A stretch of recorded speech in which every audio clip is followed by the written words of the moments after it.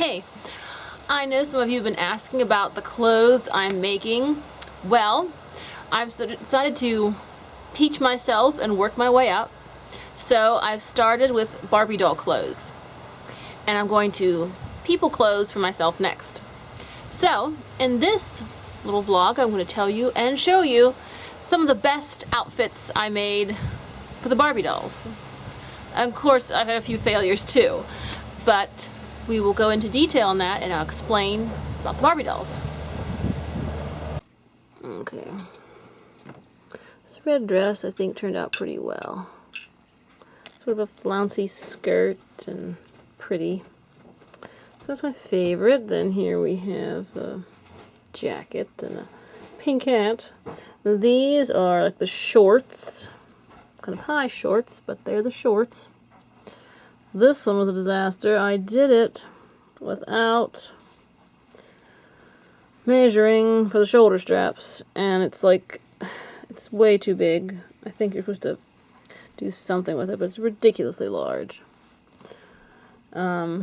This one was actually the last one. I think it turned out quite well. I disregard the stupid patterns because they're pretty bad. The pants turned out decently.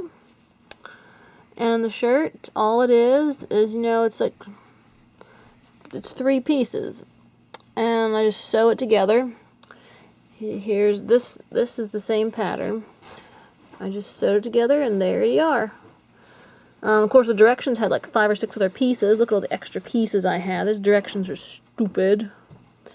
This is like a strapless little shirt. See, it has like 10 pieces on it. Kind of like a strapless shirt. This was supposed to be like a midriff shirt, but it was plenty big enough. So I also disregarded the directions and just showed the pieces, so you just slip it over their arms and it works perfectly.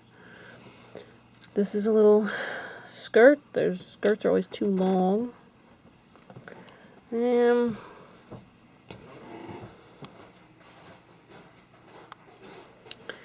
These pants were a little tight.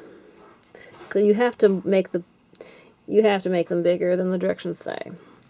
Okay, that's a jacket. That jacket turned out pretty decently. I kind of like it. I didn't make that. Skirt. Now here, kerchiefs. I'm good at that. This is the first outfit I made. The skirt is nice. It's not bad at all. And that's the shirt.